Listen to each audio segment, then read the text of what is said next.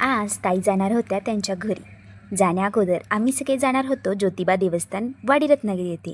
नवीन गाडीलाही कुलदेवांचं दर्शन करावं म्हटलं तर निघालो. थोड्या अंतरावर गेल्यावर ताई गाडी चालवत होत्या.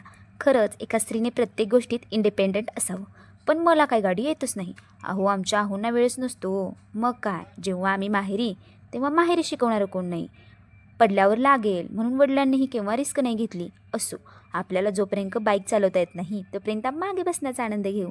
थोड्या वेळानंतर प्रवास करून सगळ्यांना लागली होती भूक. तर आम्ही तिथे एका हॉटेलवर थांबलो. तर तिथे एक असा पुतळा होता. नाश्ता करून सगळ्यांनी त्याच्यासोबत फोटोज क्लिक केले आणि निघालो. आता सुरू झाला आमचा घाटातील प्रवास. घाटातून खाली असणारी घरे, शेती अगदी किती छान वाटत होतं. पण प्रवासात मजामस्ती करणारी व्यक्तीसोबत असली की प्रवासातला आनंद वेगळाच असतो. कुठे जरी गेलं तरी आहोंचा कामावरचा कॉल मध्ये मध्ये लुडबुड करतच असतो. तर फायनली आम्ही पोहोचलो कोल्हापूरमधील देवस्थान ज्योतिबा येथे. या देवस्थानाला केव्हा जरी गेलो तरीही गर्दी असतेच आणि 26 जानेवारीचा दिवस असल्यामुळे अफाट गर्दी होती. गर्दी बघून आतून दर्शन घेणं शक्य नव्हतं. आम्ही घेतलं मुखदर्शन. छान छान फोटोज घेतले. ही आमची फौजी गँग आणि बबे आहे टीमचा कॅप्टन. कशी वाटली आमची टीम ते नक्की कमेंट करून सांगा. ताईंना वाटलं मी फोटोज काढत आहे म्हणून पहिला गप्प बसला. नंतर त्यांना कळलं की मी व्हिडिओ करत आहे म्हणून मग काय फोटोज काढले. तेथेही परत महाराजांचं मंदिर आहे, तिथेही दर्शन घेतलं. आम्हाला प्रसादाचा आस्वादही मिळाला.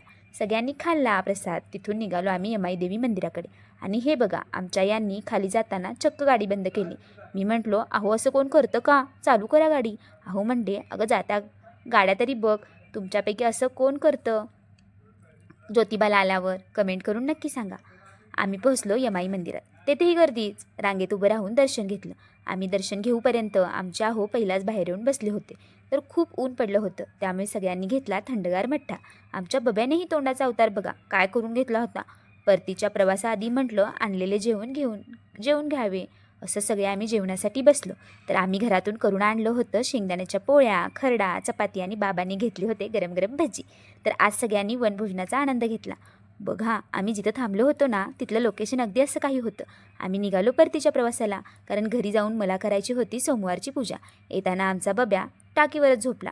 अहो झोपला नाही, झोपण्याची ॲक्टिंग करून दाखवत होता. घरी येऊपर्यंत वाजले होते 7:30. तर आता वाटलं मंदिर बंद होईल पूजा करूपर्यंत.